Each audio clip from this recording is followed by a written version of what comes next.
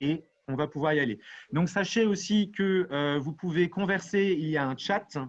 Moi, je ne vais pas mettre ma vidéo parce que j'ai une connexion bourguignonne pour répondre à ta question, Hélène. Donc, vous pouvez converser sur le chat, vous pouvez du coup poser vos questions aux différents intervenants et vous pouvez lever la main, soit en vrai, et je les vois si vous avez activé votre vidéo, soit vous pouvez aussi, en cliquant sur l'icône participant, lever la main de manière virtuelle si vous avez des questions à poser à nos intervenants et à nos intervenantes. Je vais commencer par donner la parole à Luc. Bonjour, Luc, tu es agriculteur. Depuis combien de temps? Pourquoi tu as eu envie de te lancer? Et qu'est-ce que tu fais exactement comme type d'agriculture? Bonjour à toutes et à tous. Donc, je suis agriculteur dans le centre de la France, à proximité de Tours. Et j'ai une exploitation un peu particulière parce qu'elle est très liée au sol. En fait, je suis éleveur de bovins pour la viande depuis une douzaine d'années. Après un passé dans l'industrie agroalimentaire, je suis nutritionniste de formation. Et donc, j'ai eu envie de développer ce projet de connexion à la Terre pour deux raisons. Être vraiment en lien avec des choses qui me paraissent essentielles, la vie, la connexion et les animaux. Et deuxièmement, d'associer cet élevage à une distribution de proximité. C'est-à-dire qu'accolé à l'élevage, une boucherie à la ferme qui permet de valoriser en direct auprès des consommateurs finaux mes produits. Alors, les consommateurs finaux sont des particuliers comme vous et moi, des maîtres restaurateurs et aussi quelques associations de distribution de produits. Voilà pour une présentation simple. Donc, j'ai une exploitation qui est très, très extensive. Tous mes animaux pâturent d'avril à décembre. Donc, j'ai une grande surface en herbe en zone Natura 2000, donc sans désherbance, sans produits phytosanitaires. Et donc, j'ai une certaine autonomie fourragère sur cette exploitation puisque je produis moi-même mon foin qui va me servir durant la saison hivernale et mes quelques céréales pour aussi l'alimentation des mères en début de lactation. Voilà. Et Luc, ce qui est intéressant, c'est que depuis le début, toi, tu as construit un peu ce que tu travaillais autre part avant et tu as vraiment construit cette idée de devenir agriculteur pour aller un maximum vers l'autonomie. Et Oui. Ce qui est quelque chose qui est assez intéressant, c'est que tu dis que finalement, dans ton quotidien et dans la manière dont tu t'organises, tu as été assez peu, toi, impacté par la pandémie au titre de ton activité professionnelle, j'entends. Hein. Comment ça se Alors, passe aujourd'hui, ton bien sûr, quotidien? tout d'abord, une grande empathie pour tous les gens qui sont en souffrance. L'autonomie, elle est liée au système que j'ai développé. Elle n'est pas liée à ma capacité personnelle. Elle est liée au système d'exploitation, c'est-à-dire que j'ai structuré l'entreprise pour que elle puisse fonctionner sur elle-même sans être en autarcie. Je m'explique, j'ai suffisamment de surface pour l'autonomie fourragère, pour le fonctionnement d'un certain nombre de cultures. Et donc, aujourd'hui, eh bien, ce qui m'est imposé, c'est d'alimenter mes animaux avec un stock que j'ai préalablement organisé durant l'été précédent. Et donc, j'ai la capacité de tenir pour l'alimentation de mon troupeau jusqu'à les récoltes qui vont se faire dans les mois à venir. Donc, le système est relativement sécure. Et il est aussi sécure dans la mise en marché des produits, puisqu'il n'y a qu'entre vous, consommateurs, ou moi, consommateur, et mon entreprise, qu'un seul intermédiaire qui est l'abattoir. Donc, à partir du moment où cette fonction essentielle perdure, le système perdure. Donc, il y a une relative autonomie autour de ça. J'ai intégré un salarié qui assure la production, l'élevage avec moi, et aussi un boucher qui permet de valoriser directement les produits.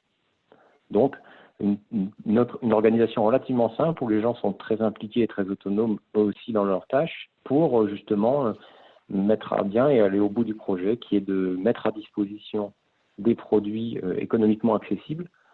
Pour ceux qui auront la curiosité d'aller visiter notre site, juste pour se faire une idée, ça s'appelle lafermedevilliers.com et ça permet de voir un petit peu le positionnement économique qui permet de faire fonctionner l'entreprise tout en étant attractif pour le consommateur. Donc voilà un petit peu décrit le... le système qui nous permet de fonctionner tout simplement, quoi, de manière très naturelle. Et donc, étant donné que vous fonctionnez pas mal en vente directe et par la ruche qui dit Oui, oui aussi, d'une certaine oui, manière, la fermeture des marchés ou des restaurateurs a assez vite, enfin, d'après ce que j'ai compris, votre carnet de commandes est plein, voire même vous avez eu plus de commandes que d'habitude parce qu'il y a plein de gens qui ont fait des stocks et qui sont venus pour la première fois chez vous. oui, il y a dans toutes les crises, il y a des gens qui ouvrent les yeux, il y a des gens de proximité qui se sont aperçus que il y avait effectivement du commerce de proximité un peu, enfin, peut-être un petit peu contraint et forcé, mais je pense que ça va leur faire prendre conscience que l'économie locale est importante. Nos amis restaurateurs en souffrance sont remplacés aujourd'hui par des nouveaux clients et par des gens qui se disent allez, maintenant je fais le pas, je mange local, je consomme local. Enfin, ce qui est vrai pour moi est vrai pour d'autres produits de première nécessité. Et je pense que c'est un tournant vers des économies locales plus autonomes et qui donne du lien un petit peu, du lien entre les gens, euh, qui a un lien social qui se crée quelque part autour de ça, et non pas un acte de consommation uniquement. C'est quelque chose qui est très intéressant aussi que vous aviez mentionné, c'est qu'en fait, vendre à la ferme, vendre à des restaurateurs, ça suppose de fonctionner sans les grosses centrales qui peut-être passent des grosses commandes et ça peut aller plus vite, mais c'est moins Oui, durable. Et d'une certaine manière, si votre exploitation, si votre élevage fonctionne, continue à fonctionner, c'est parce que vous avez construit une sorte de, j'ai utilisé le terme de résilience sociale autour de votre ferme, oui, qui est un peu le prolongement aussi de votre démarche d'autonomie. très clairement. Aujourd'hui, un agriculteur, si j'étais éleveur et que je décidais d'arrêter ma distribution à la ferme, j'aurais en face de moi un seul ou deux négociants qui achèteraient mes animaux et qui les intégreraient dans une filière. À partir du moment où vous n'avez que un ou deux intervenants qui intègrent vos animaux dans une filière, si l'un ou les deux sont défaillants, vous êtes bloqué. Avec le système de la boucherie à la ferme, on a plusieurs clients, plusieurs centaines de clients qui viennent régulièrement à espaces différents selon les besoins de chaque famille, mais on a un système qui est plus robuste de ce fait-là. Certains espacent leurs revenus, d'autres les rapprochent, donc on a la capacité à être serein. À partir du moment où on peut organiser, nous, la production et la mise en marché. Donc on a, oui, le terme de résilience est employé par d'autres est peut-être opportun et il permet, je dirais, une certaine sécurité à la fois pour les gens, pour les consommateurs, parce qu'ils sont sûrs qu'on est toujours là. C'est-à-dire, on n'est pas des opportunistes de l'exploitation. C'est l'exploitation agricole, j'aime assez à dire que c'est un peu de l'industrie lourde. On est lié à la terre, on crée des stocks, on crée des réserves de fourrage, on les mange progressivement. Oui, c'est quelque chose, c'est un genre de paquebot qu'on n'arrête pas comme ça. Donc, il est autonome, ce paquebot, et il est assez robuste. Ok, super. Il y a une question de la part de Oui, Cédric de Globe Compteur. Dans ton parcours oui. personnel, à partir de quel événement as-tu pris conscience de la nécessité de t'investir dans un modèle résilient? Alors, c'est une excellente question. À deux moments, après une certaine acquisition d'expérience et de contacts professionnels, ça c'est le premier point. Vous savez, quand on a un parcours de formation supérieure, on va dire, peu importe lequel, moi j'ai eu le besoin d'acquérir de l'expérience et de confronter les choses apprises à la réalité et à la vie économique et à la vie industrielle. Ça, c'était la première étape. La deuxième étape, c'est la constitution de la famille. Avec les années passant, la famille s'étoffe et on se rend compte à un moment qu'il y a un équilibre entre famille et expérience qui fait qu'on a besoin de peut-être se recentrer, de se poser. Et je me suis recentré, je me suis posé autour de ce projet lié à la terre. Voilà. Et ça a mis une douzaine d'années, on va dire. Donc, je suis agriculteur depuis une douzaine d'années, avec un développement permanent de cette exploitation et de cette activité de distribution et de faire savoir. Enfin, c'est surtout ça. C'est pas Je ne suis pas dans une démarche de label qui peut paraître assez concentrationniste. Je suis dans une démarche de faire savoir ce que je fais pour qu'un maximum de gens puissent comprendre que l'agriculture est une belle essence et qu'il faut la cultiver, et que il y a bien autre chose derrière l'agribashing, quoi. Il faut que les gens prennent conscience que les agriculteurs sont des gens sérieux, responsables et qui font tout pour mettre en marché des produits de la meilleure qualité qu'ils soient. Ok. C'est intéressant, il y a cette idée aussi de faire attention à pas tout basculer d'un modèle, tout basculer dans l'autre. Toi, tu fais de l'agriculture raisonnée, tu as décidé de ne pas forcément passer par des labels. Et on avait un peu discuté du fait en fait, si aujourd'hui notre système est aussi fragile et peut se casser la figure pour un virus, eh ben, c'est parce qu'en fait, on a un peu uniformisé un peu les modes d'organisation et les modes de production, et c'est ça qui nous rend fragiles. Et donc, d'une certaine manière, toi, tu milites pour que, en fait, on laisse un peu les coups des franches aux agriculteurs pour s'adapter pour s'adapter. Oui, alors il y a un cadre réglementaire dont on parle peu, avec un cadre qui s'appelle le cadre des bonnes pratiques agricoles, un certain nombre de règles qui existent pour produire et mettre en marché des produits. Ce cadre-là, il vaut pour tout le monde. Ma philosophie est de dire que si on encadre tout, eh bien, on stéréotype les modèles. Et donc, du coup, on les concentre. Et donc, si on passe d'un modèle tout rationnel, industriel, poussé à l'extrême et à l'économie au centime près, à un autre modèle qui serait à l'opposé, très petite fleur bleue, pour se nommer aucun système, eh bien, je pense qu'on va reproduire un système concentrationnaire équivalent, mais dans un autre domaine.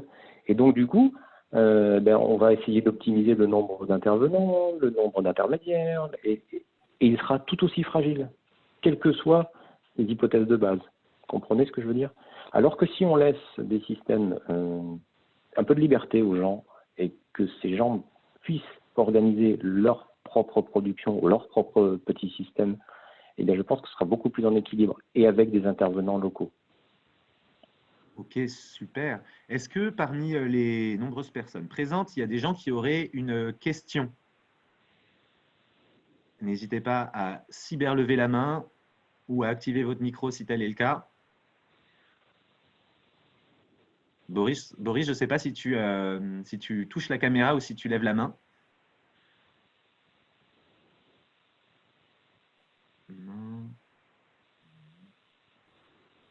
Et bon, alors du coup, moi j'embraye. J'ai deux questions qu'on a un peu abordées le week-end dernier qui m'intéressent un peu. C'est, il y a, moi, à titre personnel, vu que je raconte ma petite histoire, j'étais un peu déboussolé, je vais dire le terme, un peu énervé par deux annonces.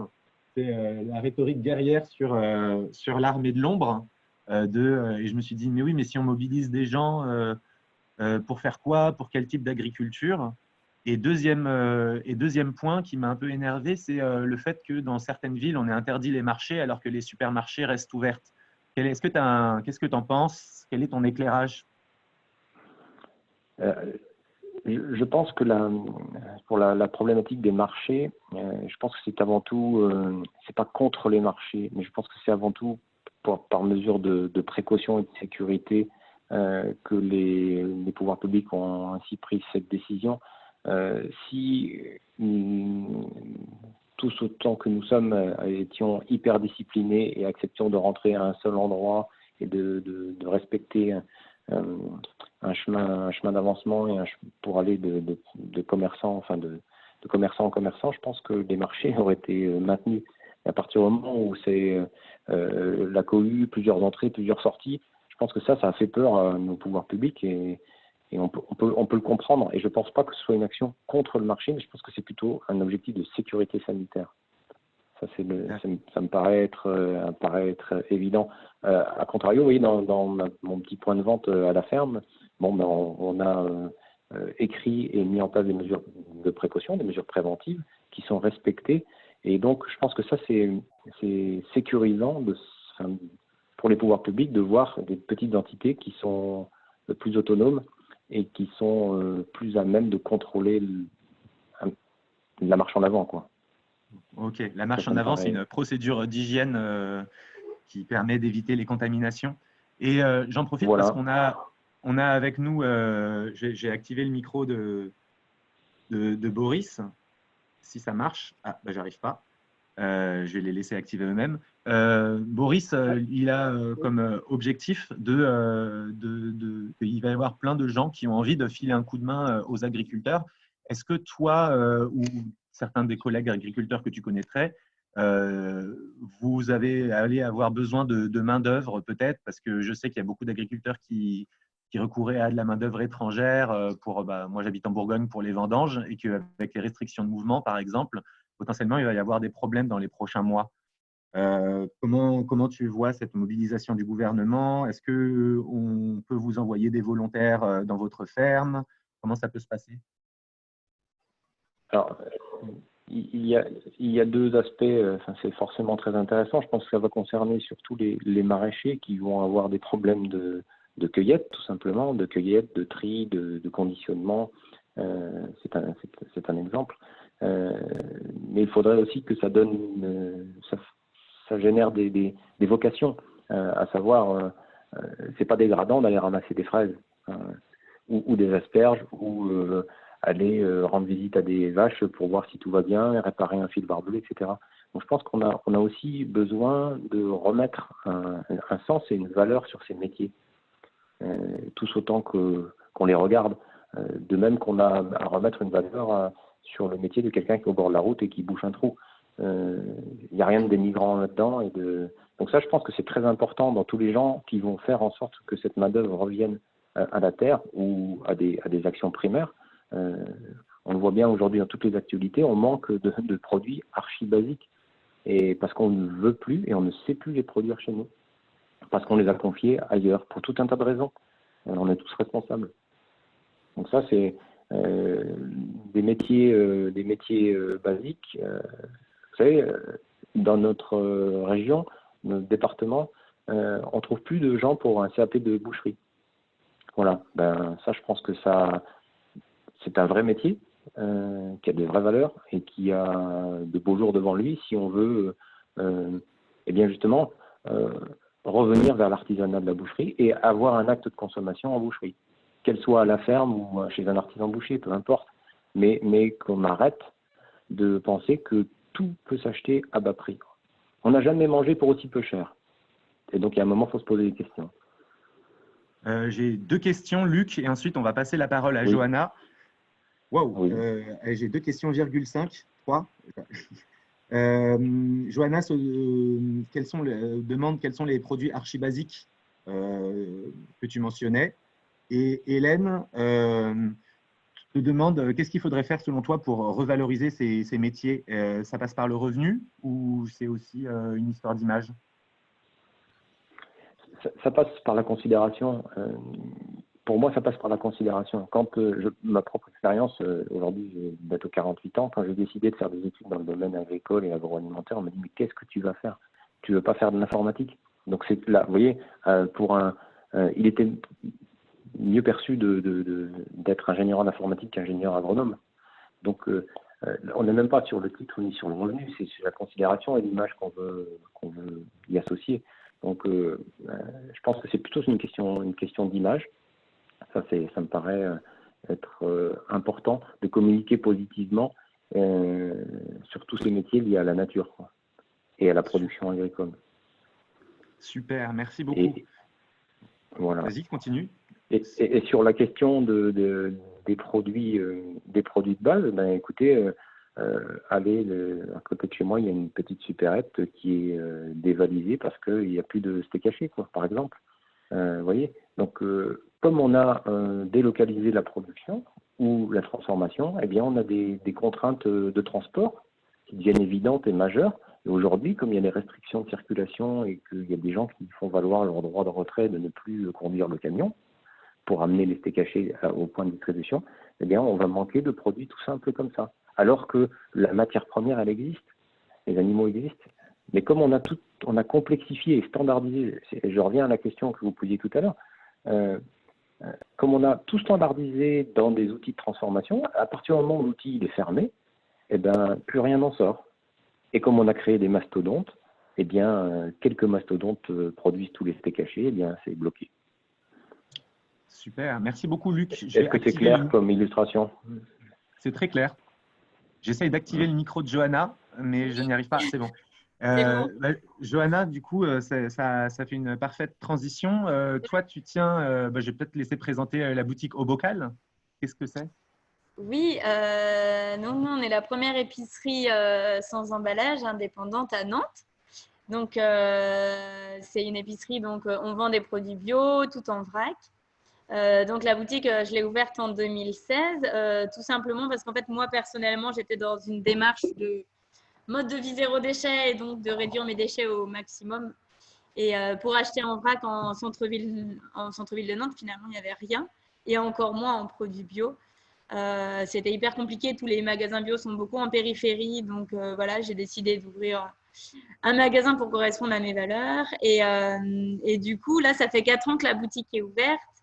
Et maintenant, j'ai aussi une deuxième boutique, une droguerie zéro déchet, donc vraiment consacrée aux produits d'hygiène, aux produits d'entretien et puis aux accessoires réutilisables. Et donc là, on vient tout récemment d'inverser nos deux boutiques. Donc là, l'épicerie, elle est beaucoup plus grande. Et ben, moi, je rejoins beaucoup de choses que Luc a dit au niveau des circuits courts et puis des produits de base. C'est pour ça que j'ai posé la question, mais de comment on peut s'alimenter en local. Nous, au Bocal, la démarche, c'est ce qui a le plus de sens en fait pour moi et ce que j'ai appliqué du coup à mon commerce, c'est d'être au maximum en local, en circuit court dès que possible, en bio forcément. Et ça s'applique aussi bien sur les savons que sur l'alimentaire, par exemple. En tout, pour resituer un petit peu, on a 130 fournisseurs sur les 2 magasins. Sur les 130, on est à quasiment la majorité de fournisseurs français. Et si on prend en local, en alimentaire, on travaille en direct avec plus de 50 producteurs. Donc, ça va des légumes frais, ça passe par la crèmerie, ça passe par les bières artisanales et les vins, par beaucoup de choses comme les céréales, les graines, les légumineuses, les farines. Enfin, en fait, on peut avoir énormément de choses. Et en fait, cette épidémie du coronavirus, finalement, moi, j'espère que c'est vraiment une énorme claque pour tous ceux qui n'étaient pas dans cette façon de consommer qui est pourtant logique et une consommation de bon sens, moi, j'appelle ça. Mais peut-être qu'ils vont se poser la question sur les approvisionnements en nourriture, les circuits courts, qu'est-ce qui peut être fait en local et tout simplement cuisiner. Comme tu disais, on ne trouve que des produits transformés aussi. Et se dire qu'avec de la farine, on peut faire son pain, on peut faire ses pâtes, on peut faire des tartes, on peut faire des gâteaux, on peut faire énormément de choses. Voilà, c'est un petit coup de gueule, mais je me suis étalée un petit peu déjà. On est bien parti. C'est super. Et Johanna, comment vous êtes une équipe 100% féminine, je crois? On est 11 dans l'équipe et non, nous avons un homme, notre logisticien, qui a été embauché en septembre dernier. Mais voilà, ça fait plus de 4 ans qu'on n'est que des femmes, ouais. Et est-ce que aujourd'hui, vous, comment vous vivez cette pandémie? Est-ce que vous avez été dévalisé?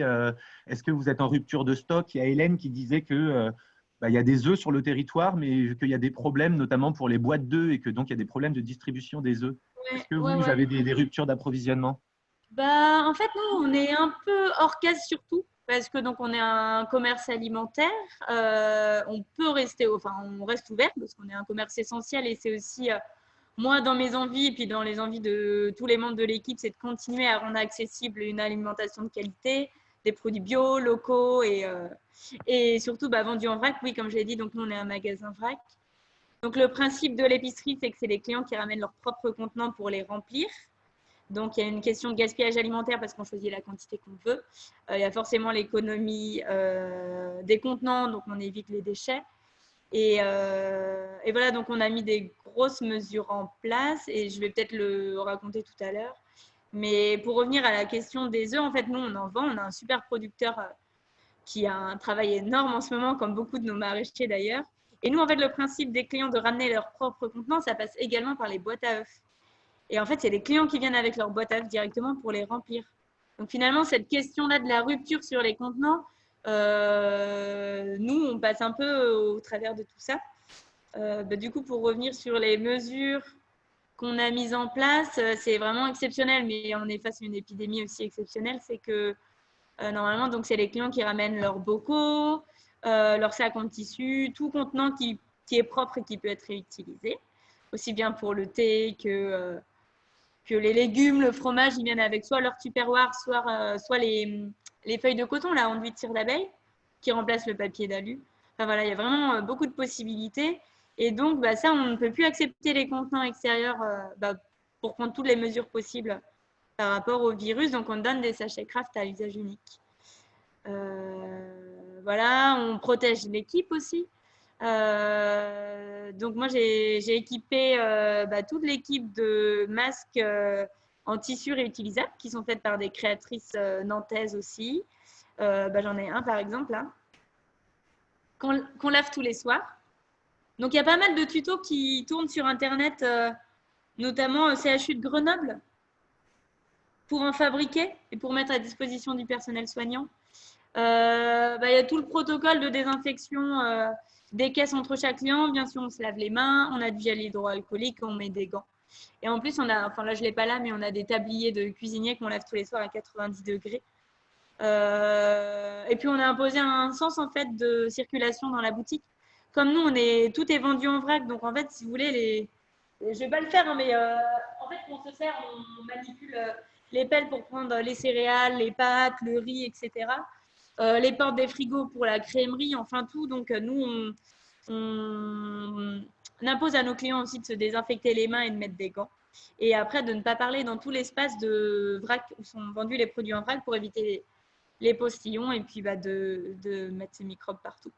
Donc voilà, ça fait une ambiance assez bizarre dans la boutique parce que nous, on est, comme disait Luc aussi, on communique beaucoup sur les circuits courts, sur toutes les initiatives au niveau du territoire qui peut se passer en lien avec la réduction des déchets et puis tous ces circuits résilients, en fait, soit au niveau de l'alimentation, soit au niveau du mode de vie global. Et on est très positif et du coup, d'arriver avec une équipe qui a des gants, qui a des masques, tous les clients ont des gants, personne parle. Alors, on a mis la musique pour faire bonne ambiance, pour égayer un petit peu le passage, mais ça fait peur à certains, mais en même temps, les mesures, elles sont hyper clean et nos clients aussi, ils savent que quand ils viennent chez nous, au-delà d'avoir toujours accès à des produits frais et de qualité comme le pain, etc. aussi, parce que j'en ai en face, alors je regarde, c'est hyper clean et il n'y a pas de risque pris ici. Donc voilà, moi je suis vraiment contente que nos clients, ils acceptent ça, ils sont respectueux. Et pour revenir à Antoine, ce que tu me demandais tout à l'heure sur les stocks, et vive les circuits courts, quoi. On a des super producteurs qui travaillent à fond là en ce moment. Sur les œufs, sur le pain, sur le lait, sur les légumes, sur beaucoup de choses, les biscuits, etc. Les bières, parce que pour les apéros à distance, forcément, ça y va aussi. Donc, on n'a pas de rupture de stock pour le moment. Donc, je touche du bois. Si, il y a notre fournisseur de papier toilette français, qui a un papier éthique et recyclé, qui, alors, je ne sais pas expliquer non plus l'engouement sur le papier toilette et surtout la rupture des stocks. De manière générale. Donc, nous, notre fournisseur, il est livré mi-avril. Il a une palette de papier toilette. Donc, nous, c'est les papiers toilettes qu'on reçoit en vrac. C'est du gros carton. Et un carton, il y a 36 rouleaux. Et un rouleau, ça vaut 2 rouleaux. Donc, déjà, on est hyper économe. Il n'y a pas de plastique et tout ça. C'est vraiment cool. Mais du coup, il a une palette pour toute la France. Donc, on a simplement rationné le papier toilette à un rouleau par foyer. Après, il y a des initiatives zéro déchet qui existent. Donc, selon la durée du confinement, peut-être que certaines familles passeront au papier toilette en lingette lavable qu'on lave en machine, un peu comme le principe des couches lavables, ou alors carrément à l'asiatique avec le jet d'eau. Voilà, donc je pense qu'il y a pas mal de tutos et d'échanges à faire à plein de niveaux de pratique, aussi bien dans la cuisine que dans la vie de tous les jours. Et pour dire aussi encore qu'on a encore des pâtes. Donc, nous, c'est un fournisseur qui vient d'Italie, donc là, les imports ont été bloqués. Pour le coup, on passe avec un grossiste, donc eux, ils ont quand même du stock. Mais c'est ça, en fait, qui est difficile, c'est que si tout le monde se jette sur tous les produits de base, ça va créer plus de demandes que d'offres, et là, il peut y avoir des ruptures. Nous, notre clientèle, elle est encore une fois au top, elle est hyper respectueuse, et il n'y a pas des gros achats massifs sur plein de choses. En fait, les clients, ils sont hyper raisonnables, ils prennent un petit peu de tout, juste ce qu'il faut pour tenir et surstockent pas. Et c'est tout l'intérêt du vrac aussi. Mais voilà, on a encore des pâtes, on a un peu de papier toilette et beaucoup de produits frais. Et voilà, on espère tenir le coup, quoi. Super, merci beaucoup, Johanna. Parlez, vous pouvez me poser des questions. Est-ce que en ligne, parmi les gens, il y a des questions que vous pouvez soit activer votre micro et poser la question, soit l'écrire sur le chat ou lever la main de manière virtuelle? Il y a quelqu'un qui applaudit. Merci.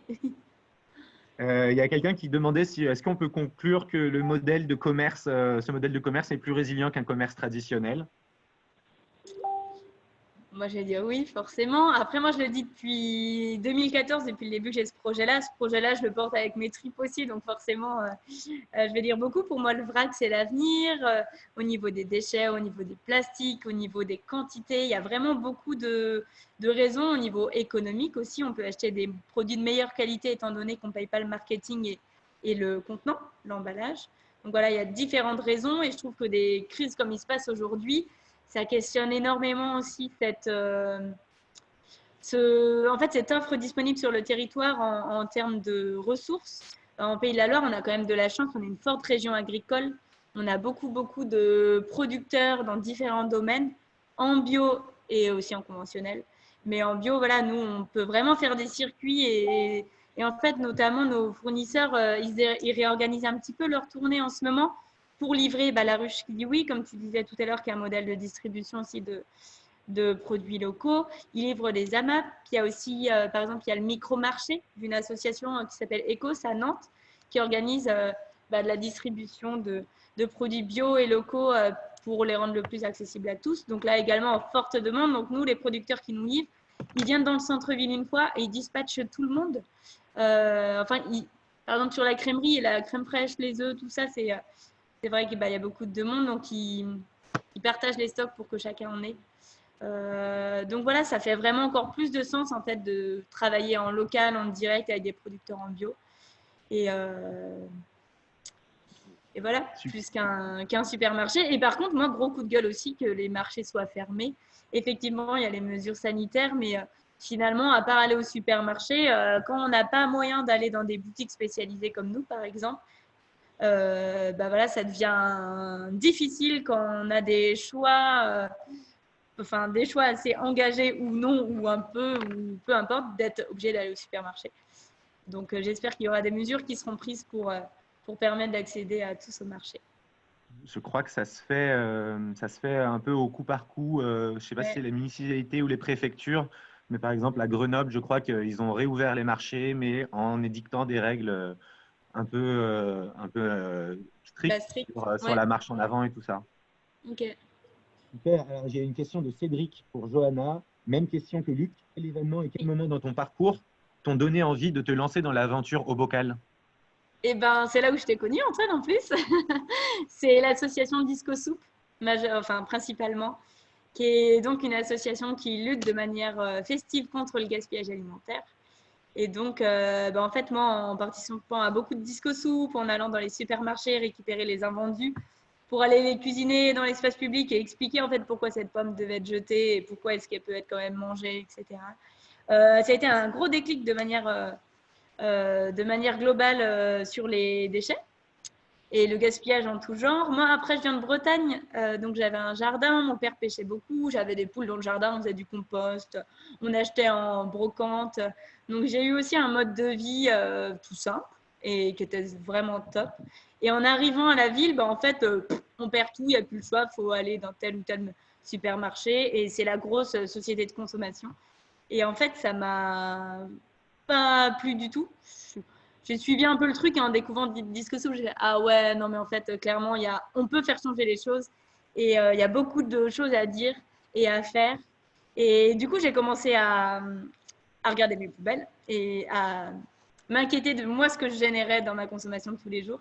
Donc, j'ai ouvert ma poubelle et tout simplement, déjà en mettant le compost en place, on peut éviter énormément de déchets et en tout cas tout ce qui pue dans la poubelle. Donc, après, on regarde ce qui reste vraiment. Et en général, quand on fait le tri, il y a le carton, les sacs jaunes d'un côté et après, c'est du plastique.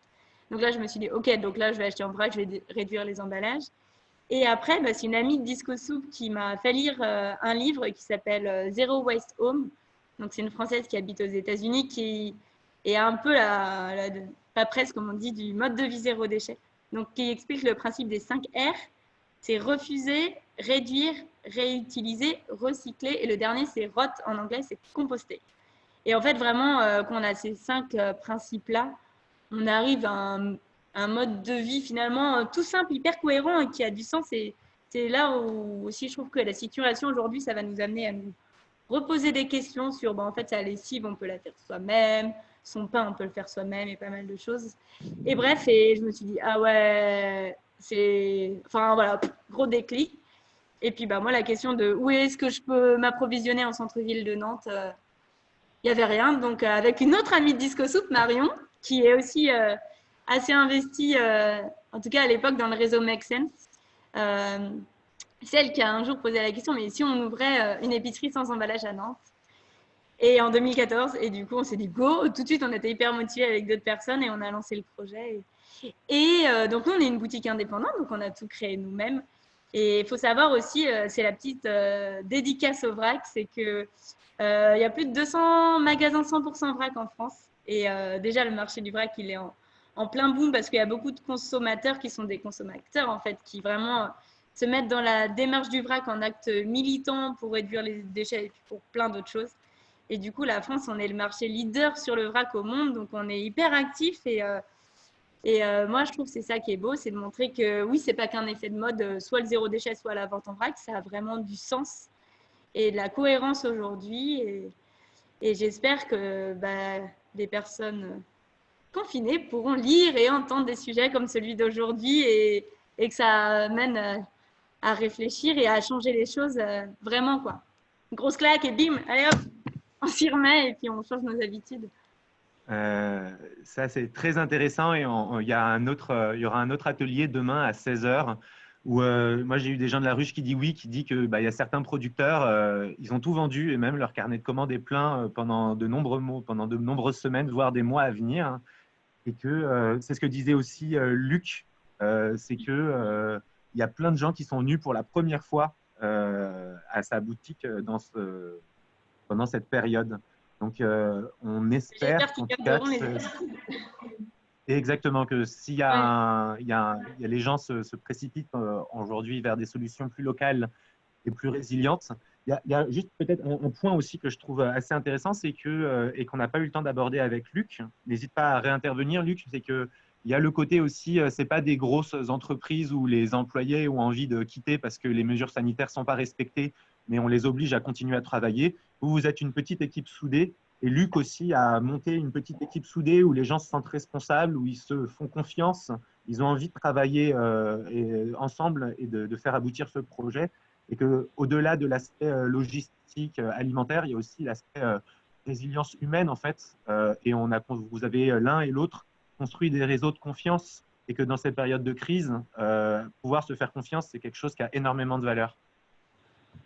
Oui, c'est essentiel de pouvoir compter sur des collègues. Enfin, il y a toujours un chef dans une entreprise, mais il y a aussi c'est toutes les bonnes volontés, l'excellent état d'esprit que l'on peut créer qui est important et qui est générateur et fédérateur.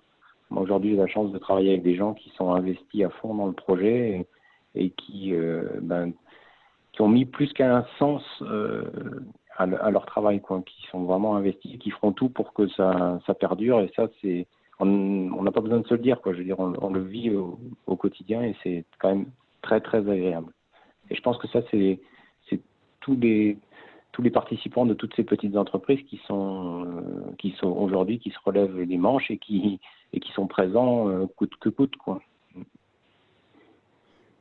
Il y a Hélène qui pose la question de dire cet engouement est super, mais comment faire pour que les consommateurs changent durablement leur habitude? Est-ce qu'en septembre, on repart comme avant? Et Luc et Johanna, comment vous envisagez la chose pour peut-être que certaines choses qui se sont passées, est-ce que vous avez entendu, est-ce que vous avez des pistes pour marquer l'essai d'une certaine manière?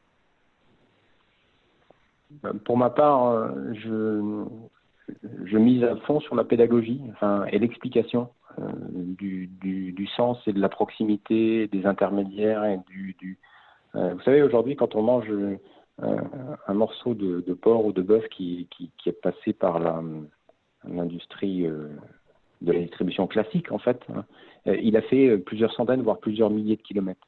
Donc on parle de bilan carbone, on parle de tout un tas de choses. Quand vous avez un producteur de proximité qui valorise des animaux sur une prairie, on sait aujourd'hui qu'une prairie, elle consomme plus de CO2 qu'elle n'en rejette. Si en plus on vient localement, à côté de chez soi, faire l'acte de consommation, que ce soit chez moi ou chez Johanna, eh bien je pense qu'on va vers un autre schéma de pensée. On est aussi dans le zéro déchet. Moi, j'ai bien aimé ce qu'a dit Johanna. Moi, sur mon exploitation, les déjections, elles retournent à la terre. J'ai développé de l'entraide avec des voisins pour ne pas multiplier les outils qui sont pas utilisés, qui sont pas spécifiques et qu'on peut se prêter, s'échanger. Donc ça, c'est vraiment fondamental, je pense, aujourd'hui dans tous nos systèmes. C'est de réfléchir à l'impact de ce que l'on va faire sur nos voisins et sur nous-mêmes, puisque à terme, on est tous concernés, on le voit aujourd'hui.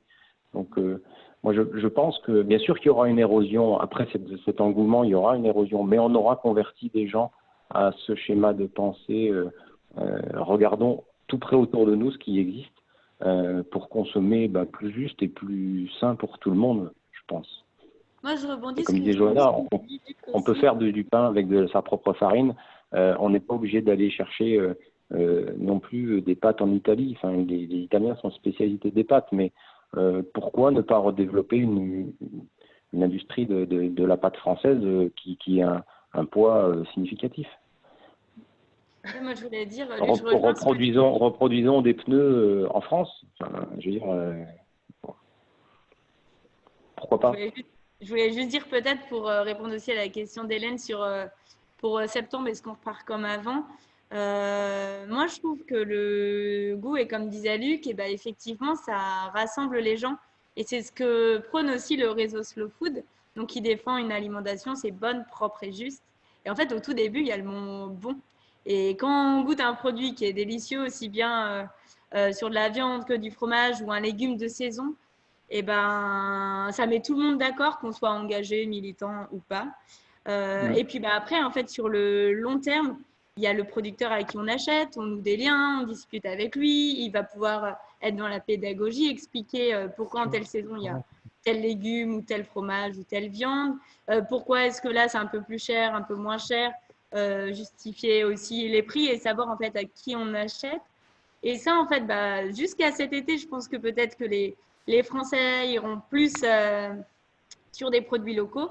Et là, quand ils reviendront à des légumes de supermarché qui n'ont pas de goût, ils ne savent pas à qui ils achètent, ils ne savent pas où va leur argent. Et voilà, et ben en fait, ça deviendra juste une évidence. Et le moins mais mieux aussi, il faut le prôner. Effectivement, la viande de producteur coûte un petit peu plus cher, mais on en mange moins et la qualité, ça n'a rien à voir. Donc moi, je pense vraiment que les Français aiment bien manger, ils sont gourmands et qu'on rassemble tout le monde avec des bons produits. Voilà, c'est la preuve par l'exemple. Je trouve ça hyper juste beau. un complément sur ce que dit Johanna. Les produits de proximité ne sont pas forcément plus chers. Je vous invite à regarder les sites des producteurs et à recomparer, je parle plutôt aux auditeurs, à recomparer votre acte d'achat et votre ticket de caisse et d'aller visiter mon site ou le site d'autres, peu importe, et vous verrez que parfois on se fait des fausses idées.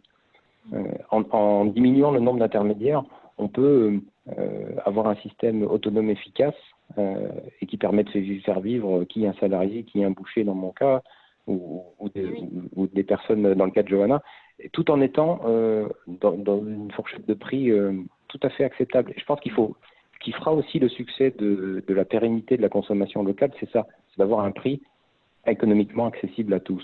Et ça, je pense que ça, c'est vraiment un leitmotiv que l'on doit cultiver pour pérenniser nos activités et aussi redonner un sens à la consommation locale. Super. Merci Johanna, merci Luc. Je vais passer la parole à Émilie. Oui. Je vais passer la parole à Émilie qui est du coup néo-agricultrice et Et où est-ce que tu en es, toi? Tu étais en train de t'installer? Comment est-ce que tu as décidé de devenir agricultrice et quels sont tes enjeux là en cette période particulière? Alors, en effet, ça fait depuis l'année dernière que je me suis installée en tant qu'agricultrice sur du maraîchage bio. Par contre, voilà, ça remonte à quand même pas mal d'années qu'on se pose énormément de questions avec Boris sur ce qu'on a envie voilà, de donner le sens à notre vie. Et du coup, voilà, depuis de nombreuses années, on essaye de tendre vers l'autonomie et voilà, essayer de polluer le moins possible. Nous sommes heureux parents de 4 enfants qui sont tous nés à la maison, qui ont tous eu les couches lavables, on les a allaités enfin, je les ai allaités jusqu'à 15 mois. Il m'a soutenue pendant l'allaitement pendant de nombreuses années. Voilà. Et, euh, et donc voilà, ça c'est surtout notre parcours personnel. Enfin, je fais vraiment très court, hein. Au niveau professionnel, nous on voulait vraiment tendre, enfin on n'avait pas envie d'habiter en ville. On vit au fin fond des Cévennes, au Vigan, dans un coin magnifique. On voulait donc pas être en ville. Le mode urbain ne nous correspondait pas. On voulait au maximum possible, comment dire, je suis pas super habituée à parler en public. Désolée, je cherche un peu mes mots. Donc du coup, on voulait voilà trouver une vie professionnelle qui nous corresponde le mieux. Moi, en ce qui me concerne, c'était donc l'agriculture. Je voulais vraiment voilà, produire les légumes pour non seulement la famille, mais pour toutes les personnes qui viennent nous visiter ici sur l'écolieu. Donc, en effet, je ne sais pas si j'ai précisé, mais avec notre association Eticamondo, on a donc créé au Vigan un écolieu. Et donc, voilà, dans notre vie de tous les jours, on veut vraiment consommer donc le mieux possible localement. Donc, ça va être évidemment produire notre pain avec de la farine qui est produite à 3/4 d'heure d'ici, sur le plateau du Larzac. Ça va être faire pousser tous les légumes. J'en passe. Je sais. Quoi? Les œufs, voilà, on a nos poules. On fait notre production d'œufs et de petits poussins tous les ans. Pardon? Oui, c'est ça. Il me donne les idées, mais c'est les idées. Et en effet, on essaye aussi, en fait, sur notre écolieu, on a donc une maison en pierre qui date du XVIIIe siècle. Et donc, on essaye vraiment de la rénover avec le moins de pétrole possible et avec des matériaux locaux. Donc, on travaille sur des enduits terre, de la terre qui vient de pas très loin. On travaille beaucoup le bois. On est entouré de forêts de châtaigniers. On a aussi quelques résineux. Donc, toute la charpente, les futurs parquets, enfin, tout ce qu'on peut faire avec le bois qu'on a sur place, voilà, est réutilisé. Donc voilà, nous je finis rapidement. Et du coup voilà, c'est vraiment, on essaye au maximum d'utiliser tout ce qu'on a sur place. Et ça en fait, pour nous c'est vraiment important, voilà, de pas juste le garder au niveau familial, mais c'est quelque chose qu'on a envie d'ouvrir collectivement. Et donc en fait, là on est un peu confinés, ça fait bizarre parce que d'habitude on reçoit énormément de monde, on a beaucoup de visites nous, sur l'écolieu. Parce que les gens, évidemment, pas mal de citoyens aussi, ont envie, se rendent compte qu'il y a quelque chose qui cloche et ils ont envie de se retrouver, de revenir dans la nature. Et donc voilà, nous, on a décidé, voilà, depuis qu'on a pu acquérir cet écolieu, de proposer, on propose des stages en fait, l'été principalement. Et voilà, comme ça, on fait découvrir aux gens l'écologie, on fait découvrir aux gens le travail du bois, le travail de la pierre, faire son potager en permaculture.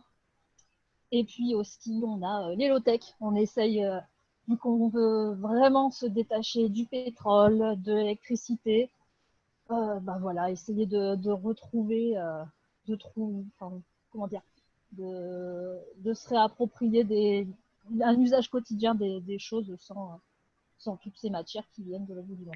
Voilà. Super. Et du coup, c'est intéressant parce que peut-être que vous vous préparez à la pandémie d'après qui peut-être empêchera d'arriver aussi les stocks de pétrole et tout ça. Et ça, ce que vous proposez aussi, les stages, ça répond aux questions aussi que posait Hélène et au sujet qu'abordait Lux. Et aussi, ça permet de valoriser peut-être le travail agricole, de permettre à des gens d'être sensibilisés à cette thématique, de voir comment ça pousse. Et comment vous allez faire face au fait que aujourd'hui, il y avait plein de gens qui venaient wooffer chez vous et qu'aujourd'hui, je crois que la plateforme Woofing, on lui a demandé gentiment d'arrêter.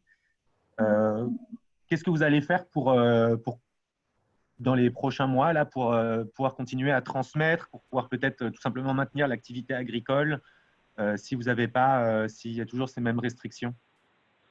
En effet, ouais, au niveau agricole, je vais quand même pouvoir faire appel à de la main-d'œuvre comme ils ont pu faire. Après, au niveau des stages, on espère, on croise fortement les doigts pour que d'ici cet été, ça aille mieux et qu'on puisse faire nos stages, que nos stages se déroulent correctement. Là, de toute façon, on est quand même, on a refait notre site internet, on est en train vraiment de recommuniquer. Et puis, les gens nous font confiance et on commence déjà à voir, malgré le coronavirus et le confinement, des gens sont positifs et se disent que voilà, ils vont dedans, ils commencent déjà à s'inscrire pour les stages de cet été. Donc voilà, on sera dans les meilleures conditions pour les accueillir. Et puis si ça peut pas se faire, tant pis. Alors, il y a Raph qui demande où se trouve cet écolieu. Donc, c'est dans les Cévennes. Ce que je vous propose, c'est que demain, il y a donc pareil, sur la Make Sense TV, il y a un atelier qui s'appelle Débloquer, qui permet à des gens en 1 heure de passer à l'action. On va leur proposer soit d'arrêter d'acheter au supermarché et de passer par des producteurs locaux, soit s'il n'y a pas de producteurs locaux, de faire comme Johanna, mais en moins costaud quand même, c'est de monter un petit drive, un petit réseau de distribution citoyen. Il y a plein de villes et de régions qui ont organisé ça.